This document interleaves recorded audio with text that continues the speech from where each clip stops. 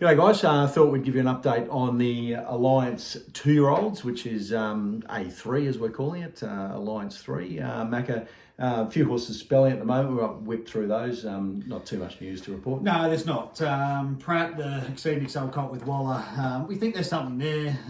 Certainly Chris does. He just started to show some indications of a colt that has said, I've probably had enough, but A bit disappointing. Would have been nice. It was. He's got a good action. We think there's good raw ability there. We're just going to have to be a bit patient with him. So he can have 4 weeks and come back a much more mature horse. McAdam, he's been spelling for a little while. He had a bit of an extended break. Alva, our spelling manager, just wasn't completely happy with him when it was time for him to go back. So we held him back another month. He's done really well in that time. So he heads back to the pre-trainers next week. Matera, again, another one that's shown a little bit of glimpses of ability and enough to suggest that we want to have a look at him next prep. Certainly Snowden's have said, he's well worth persevering with. He's just still immature. Yeah. So he's in the second week of a 6-week spell. Ackermanis is in the 4th week of a 6-week spell. He's one that did impress Golem that last couple of gallops he had. So there's enough there to suggest that we've got a nice horse when he comes back into work. He's in the 4th week of a 6-week spell. The two that I want to talk about in particular, Southby and Contagio, probably at that stage, I think, where we need to consider a gelding. And I think that's probably the right way. The trainers are sort of recommending that, and I think that's probably the logical move. Southby being a So You Think that has shown glimpses of ability and probably a little disappointed these last probably 2 or 3 weeks in work with Moods where he started to have a bit of a think about things. I think that's just holding him back for what his true ability is. Yeah. So I think we make the right call there and make a racehorse of him. Yeah. Contagio, I think we all see as a nice trade prospect. I think we sort of head down that road with him. I don't think he's going to get to the level of stallion material, and I think maximising his value now as a trade horse, gelding him, and we'll have to think about in terms of going forward how we do that, and if that's just leave him down here and find a smaller stable to get him up to a trial stage and look good that way. We'll cross that road there. Yeah, his profile looks okay as a 2-year-old running 4th in that Maribyrnong plate. Sort of, adds a bit of shine to his overall appeal. So that's probably where he sits. There's 3 horses in pre-training. Sumich, Kirk, and Nat Nui. Yep. No, Kirk. Kirk, Nat Nui, Kirk's in full work. Kirk and Enright in the latter stages of pre-training, so not too much to report there. Enright's a horse that we're a bit bullish on. Beautiful moving horse. Joins the Pinecliff main Freedman stable next week, and he's a lovely horse. Keen on him. Great to have Nat Nui. The vets gave him the tick of approval. He's a horse who sort of been in rehab. We had that sort of little stifle issue with him late last year, which required a bit of time out.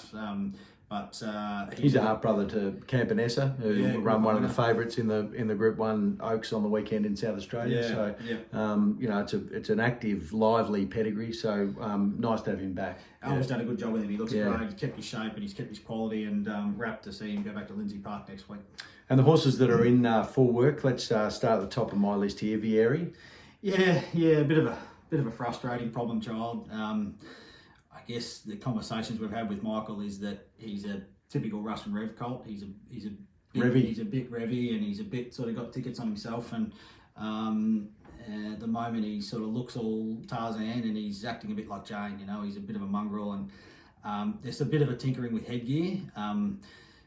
There's a bit of ability there, but the jury's out on whether that horse is mentally going to apply himself. So especially as a colt, I saw him work there while we're up there for the sales, and Michael said to me he went out and he pig rooted and he carried on, and the rider just sat there like it was business as usual. And Michael told me that it was business as usual. That's what he does every time. That once he gets into his work, he's okay. So he's persevering. He's trying to work through all that, and hopefully we have got a product that can stay a colt. But it's looking less and less likely. Which is a magnificent horse too. So we're hoping that a bit of a change in system and gear, we might spark him up in his second trial due next week.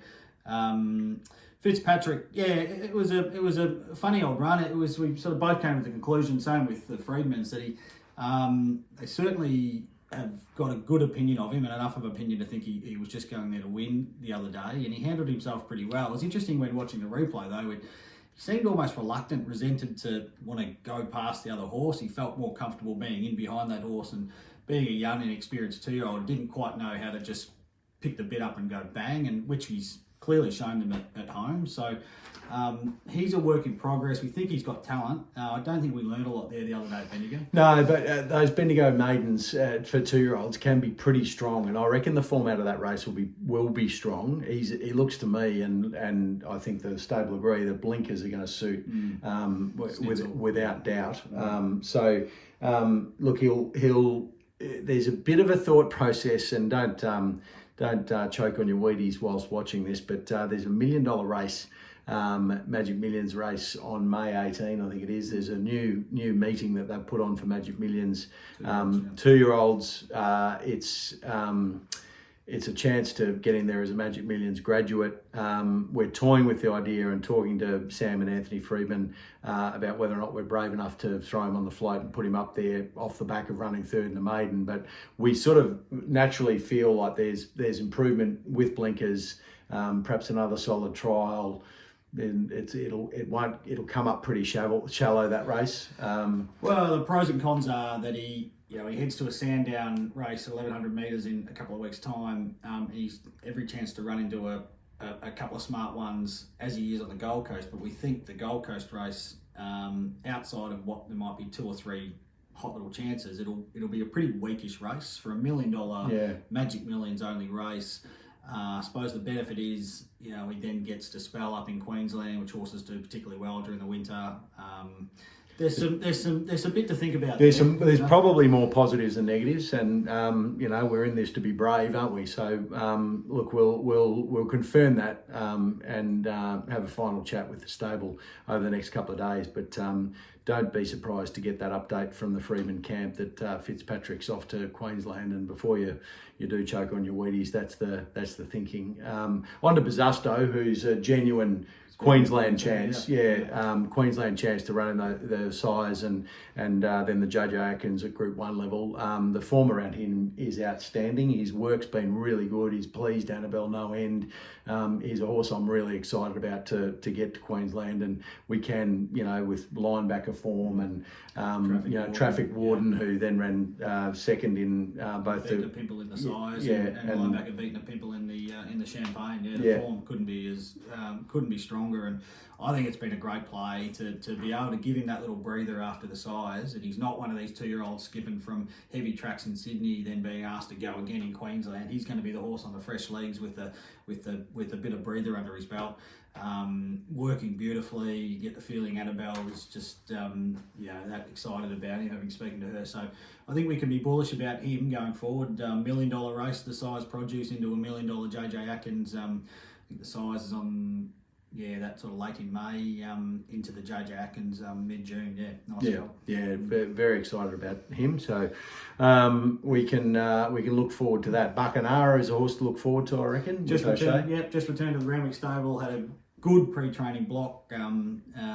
Looks terrific. Furnishing all the time. Nearly there. I think John would love to think he could get a race or two out of him as a winter 2-year-old, with a view to setting him up for a spring 3-year-old campaign. But watch out for him. I reckon he's definitely one that's got something. Yep. Hawkins, probably a little bit of jury out, and you would have suspected that with Moods' comments at track work and his reports. I think he liked him more last time in. Perhaps he hasn't taken that little leap forward, but might be another one that Gelding could be in the offing, which probably then puts him into that trade bracket. But we'll continue to assess and let Pete and Catherine guide us on which way to go with Hawkins. Wanganeen up there in Queensland as well. Yeah, just returned back. He had another good pre-training block as well. Wanganeen, he looks good. He's a horse that they take a while to get the weight off him. He's a robust little fella, but he looks terrific. And shows dash, spoke to Tony. Sharpness. Spoke to Tony on Monday. Said, "Shit, he's come back really well. And he's mentally a different horse." So he's due to trial in about 10 to 12 days' time.